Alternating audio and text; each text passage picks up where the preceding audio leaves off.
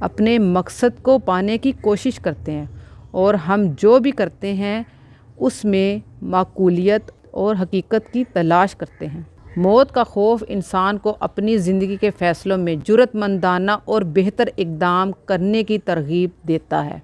جب ہم اس حقیقت کو سمجھتے ہیں کہ ہم ہمیشہ نہیں رہیں گے تو ہم اپنے کاموں اور فیصلوں اور اہداف میں زیادہ سنجیدہ ہو جاتے ہیں۔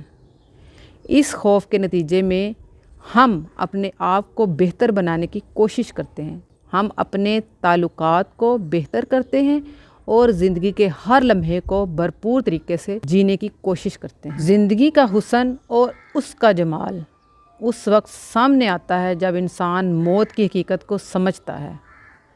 جب ہمیں یہ احساس ہوتا ہے کہ ہر لمحہ قیمتی ہے تو ہم اسے زیادہ خوبصورتی اور احساسی طور پر گزارنے کی کوشش کرتے ہیں۔